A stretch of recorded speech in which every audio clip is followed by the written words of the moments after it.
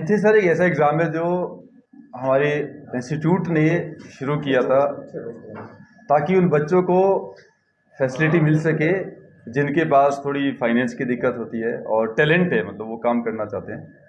तो एनथे से जितने भी बच्चे हमारे फ़िलहाल at present 7th 8th 9th 10th 11th 12th में पढ़ रहे हैं वो एग्ज़ाम दे सकते हैं। सही इस एग्ज़ाम का सीधा पर्पज़ है कि जो बच्चे टैलेंटेड हैं, उनके पास कोई दिक्कतें हैं, वो पढ़ना चाहते हैं, तो हमने उनके लिए स्कॉलरशिप रख दी है और इस एग्ज़ाम में हम 100% स्कॉलरशिप भी देते हैं। और उसके बाद जो मार्क्स के बेस पे जितने बच्चे के नंबर आते हैं उस हिसाब से बच्चे को स्कॉलरशिप मिलती है। फ्री भी बच्चों को पढ़ाया जाता है। तो बेसिकली इस एग्ज़ाम का पर्पज़ एक तो ये कि बच्चा जब इस एग्ज़ाम को देता है सर, तो उसको पता लग जाता है कि भाई मैं नेशनल लेवल पे कहाँ पे मतलब स्टैंड करता हूँ। वो एग्ज़ाम देता है तो उसके अंदर एक कॉम्पिटिशन्स की फीलिंग आ जाती है।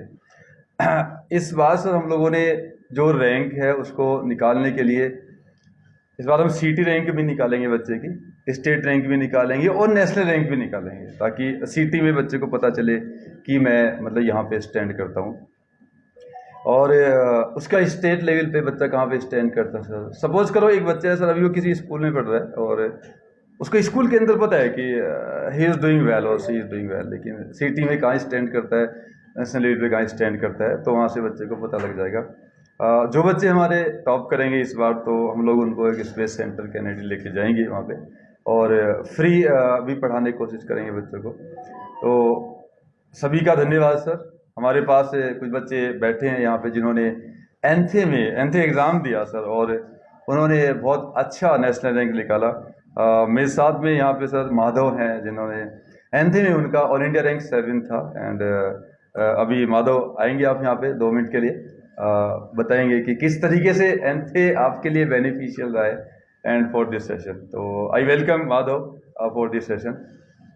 के अंदर KIR 7 आया था और इस एग्ज़ाम के थ्रू मेरे को ये पता लगा था कि नेशनल लेवल पे कैसे स्टैंड करते हैं। जैसे सर ने कहा, अभी अपने स्कूल के अंदर हर किसी को होता है कि चलो ठीक है, टॉप में आ गए, क्लासरूम के अंदर आ गए टॉप में, नहीं पता लगता फिर भी कि आप कहाँ पे स्टैंड कर रहे हो। इस एग्ज़ाम से वही मिलता है और कैश प्राइजेस जो मिलते हैं इस एग्ज़ाम में वो भी काफ़ी अच्छे होते हैं। और उसके बाद इसकी अलग से आप तैयारी करते हैं तो एक आपकी ओवरऑल जो जर्नी होती है, जो आपकी नीट की जर्नी है या जेई की जर्नी है, उसके अंदर भी आपको काफ़ी हेल्प मिलती है। अब मैं इनवाइट करना चाहूँगा सर, हमारे साथ क्लस्टर बिजनेस हेड अक्षर सर हैं। तो सर आप भी स्कॉलरशिप कितनी कितनी बच्चों की है उसके बारे में सर बताएंगे sir. That I am very happy कि आज एंथे लॉन्च के मौके पे आप सब यहाँ पे हैं। एंड 2010 में हमने इस एंथे की शुरुआत करी थी, that is Akash national talent Hunt exam.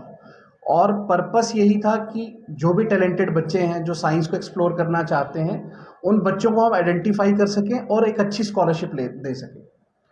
इस एग्ज़ाम में इस बारी जो हमारा एंथे का 15th एडिशन का ये एग्ज़ाम है, थोड़ा सा स्पेशल है क्योंकि हम 5 बच्चों को नेशनल लेवल से सिलेक्ट करेंगे जिनको कैनेडी स्पेस सेंटर लेके जाएंगे 5 दिन के ट्रिप के लिए।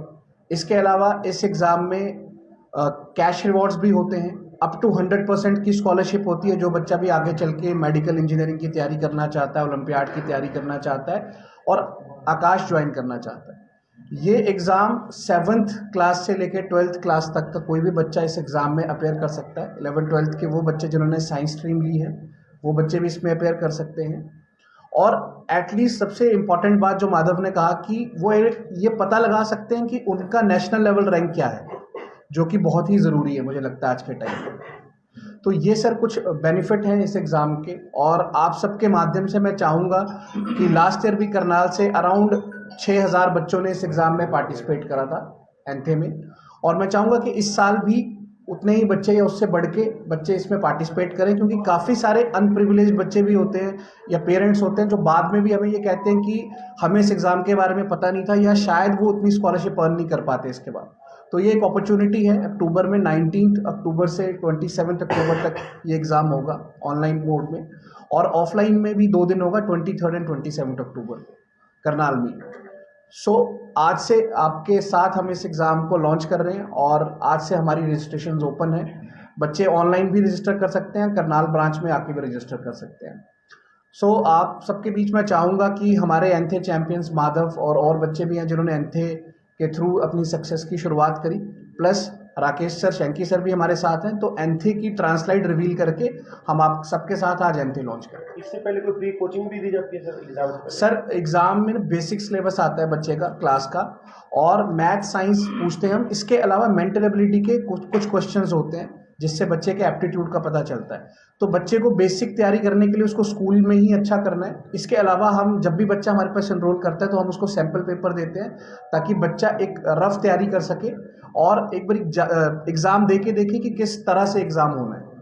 मार्क्स की एलिजिबिलिटी कितनी होनी चाहिए मिनिमम? सर देखो, बिकॉज ये अगेन एक कम्पिटिटिव एग्ज़ाम की तरह है, तो इसमें परसेंटाइल बेसिस पे चलता है, रैंक बेसिस पे स्कॉलरशिप मिलती है बच्चों की। तो मार्क्स वेरी करते हैं class to class, but percentile basis पे हम इसको स्कोर देते हैं। कोई रजिस्ट्रेशन चार्जेस भी कर सकते हैं? हाँ जी सर, इसके रजिस्ट्रेशन चार्जेस हैं 200 रुपीज़ हैं, और बट जो बच्चा भी 15 अगस्त से पहले इस एग्ज़ाम में एनरोल करता है उसके लिए सिर्फ 100 रुपीज़ हैं सर इसके चार्जेस।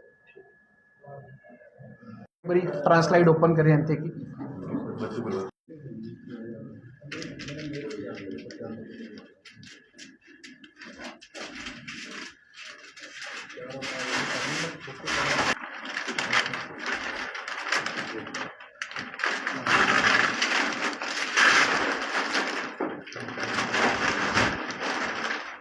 बैठिए।